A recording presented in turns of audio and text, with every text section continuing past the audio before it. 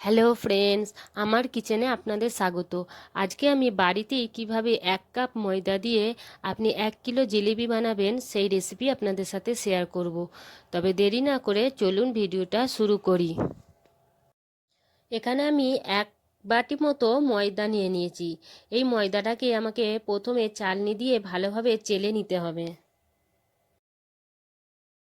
ময়দাগুলোকে ভালোভাবে চেলে নিয়েছি, এবার অন্য একটা পাত্রে ময়দাটা আমি নিয়ে নেব। এই ময়দায় আমি মিশিয়ে দেব 4 চামচ দেশি ঘি।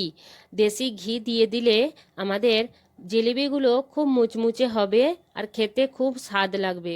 তো এই জন্য আমি 4 চামচ মতো দেশি ঘি দিয়ে দিয়েছি। এতে আমি এবার দেবো একটা ইনোটা পুরোটাই দিয়ে দেবো এতে। এখানে আমি কোনো লবণ ব্যবহার করব না। আর লবণ ব্যবহার করলে নরম হয়ে যায় জিলিপিগুলো, তো এই কারণে আমি লবণ ব্যবহার করছি না। এখানে আমি ভালোভাবে ইনো আর ঘিগুলোকে একসাথে ভালোভাবে মিক্স করে নিতে হবে, যাতে না ঢেলা পেকে যায় পরে, সেই কারণে। ময়দাগুলোকে ভালোভাবে মিক্স করে নিয়েছি। এতে এবার হালকা কুসুম গরম পানি আমি এতে দিয়ে ভালোভাবে একটা ব্যাটার তৈরি করে নেব। এইভাবে আমাদেরকে ব্যাটারটা তৈরি করতে হবে। একবারেতে পুরো পানিটা দিয়ে দিলে চলবে না, তাহলে হয়তো নরম হয়ে যেতে পারে, একবারে গেলো হয়ে যেতে পারে। তো সেই কারণে আমাকে একটু অল্প অল্প করে পানি দিতে হবে। আমি অল্প অল্প পানি দিয়ে ব্যাটারটাকে তৈরি করব।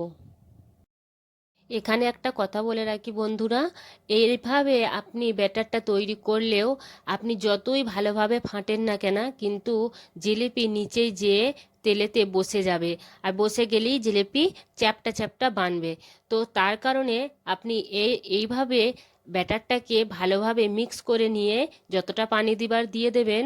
দিবার পরে আপনি একবার মিক্সচার মেশিনে যদি একবার আপনি ঘুরিয়ে দেন, ভালোভাবে যদি ঘুরিয়ে দেন, তাহলে এই ব্যাটারটা পুরো ফ্লাফি হয়ে যাবে। মানে যদি আপনি যখনই তেলেতে দেবেন সঙ্গে সঙ্গে তেল থেকে ভেসে উঠবে। আর যদি না আপনি মিক্সিতে দেন, আপনি যদি হাতে তৈরি এইভাবে হাতে ভালোভাবে মিক্স করে যদি তেলেতে দেন, ওই তেলেতে গিয়ে ব্যাটারটা একদম নিচেই বসে যাবে আর পুরো জিলিপিটাই চ্যাপ্টা হয়ে যাবে। তো সেই কারণে বলে রাখি, এইখানে একবার মিক্সিতে ঘুরিয়ে দেবেন। দেখুন, আমি মিক্সিতে ঘুরিয়ে নিয়েছি আর এইভাবে আমার ব্যাটারটা একদম রেডি হয়ে গেছে। দেখুন, কোনো লাম্পস নাই, কিচ্ছু নাই, কোনো ঢেলা ঢেলা নাই, কিচ্ছু নাই, কত সুন্দর স্মুথ হয়েছে দেখেন। এইভাবে যদি স্মুথ করে করেন, তাহলে আপনার জিলিপি দেখবেন এত সুন্দর বানবে যে আপনাকে আমি হয়তো বলে বোঝাতে পারবো না। ব্যাটারটা বেশি পাতলা করলে মোটেও চলবে না, আর একদম মোটা করলেও চলবে না। তো মিডিয়ামে রাখতে হবে। যদি বুঝতে পারেন যে আপনার ব্যাটার পাতলা হয়ে গেছে, তাহলে সেখানে আপনি 1-2 চামচ আর ময়দা অ্যাড করতে পারেন। আর যদি মনে করেন মোটা হয়ে গেছে আপনার ব্যাটার, তাহলে আপনি সেই ক্ষেত্রে 1-2 চামচ পানি ওতে অ্যাড করে পাতলা করতে পারেন। আমি একটা সসপ্যান নিয়ে নিয়েছি। এই এরকম সসপ্যান মতো নিতে হবে, যার নিচেটা একটু খাল পাড়া হয় যেন, তাহলে জিলাপিগুলো ভালোভাবে ডুববে।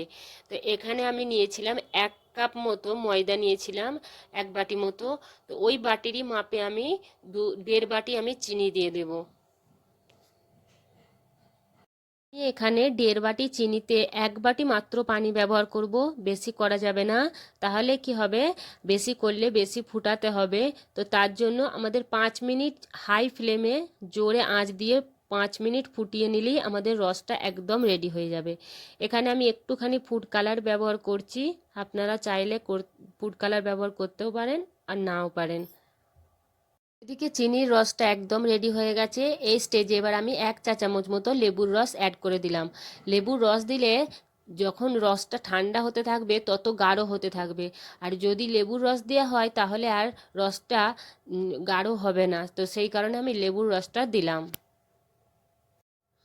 আমি এবার গ্যাস বন্ধ করে দেব, দিয়ে এটা ঢাকা দিয়ে রাখতে হবে, যেন ঠান্ডা হয়ে না যায়। ঠান্ডা হলে ভালোভাবে জিলিপিগুলো হবে না।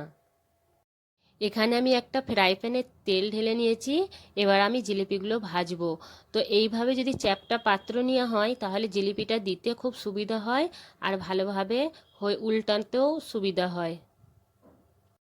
এদিকে আমি একটা গ্লাসে পাইপিং ব্যাগ নিয়েছি। যদি আপনাদের কাছে পাইপিং ব্যাগ না থাকে, আপনারা দুধের যে চিকগুলোতে দুধ দেয়, সেই চিকগুলোকে ধুয়ে সেগুলোও ব্যবহার করতে পারেন। অথবা কোনো প্লাস্টিকের বোতলকে ফুটো করে তাতেও আপনি ব্যাটারটা ঢেলে ব্যবহার করতে পারেন। তো এখানে আমি পাইপিং ব্যাগে ঢেলে নিলাম ব্যাটারটা।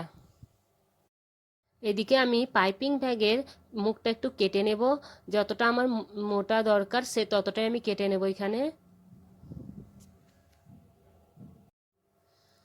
তেল ভালোভাবে গরম হতে হবে, যদি না তেল গরম হয় তাহলে নিচে গিয়ে জিলিপি বসে যাবে আর চ্যাপ্টা হয়ে যাবে, তাহলে আমাদের যে রসটা তাহলে জিলিপি খাবে না আর ভালোভাবে হবেও না।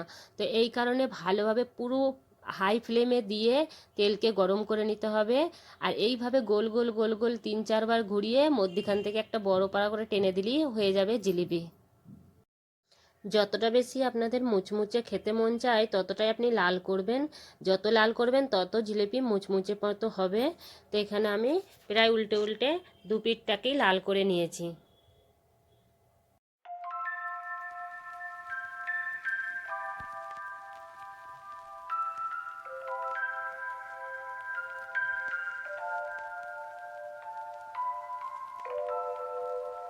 জিলিপিগুলো লাল লাল করে ভাজা হয়ে গেছে, এবার তেল ঝরিয়ে নিয়ে আমি এইভাবে রসে ডুবিয়ে রাখবো 2-3 সেকেন্ডের জন্য। এতে করে কি হবে, জিলিপি সঙ্গে সঙ্গে রস টেনে নেবে। আর রস টান যদি ছেড়ে দেন তাহলে রস টানবে না, তাহলে ভালোভাবে জিলাপিগুলো হবে না। তো এইভাবে আমি ডুবিয়ে ডুবিয়ে কিছুক্ষণের জন্য রেখে দেবো, রেখে আমি আবার এগুলোকে রস থেকে তুলে নেব। আমি জিলিপিগুলোকে এইভাবে এবার রস থেকে তুলে নেব, নিয়ে প্লেটে এইভাবে রেখে দেবো। 1 কাপ ময়দা থেকে প্রায় 1 কিলো মতো জিলিপি বেনে তৈরি হয়ে গেল। তো যদি ভিডিওটা আপনাদের ভালো লেগে থাকে তাহলে লাইক, কমেন্ট, শেয়ার আর সাবস্ক্রাইব করতে মোটেও ভুলবেন না। ভিডিওটা দেখার জন্য আপনাদেরকে অনেক অনেক ধন্যবাদ।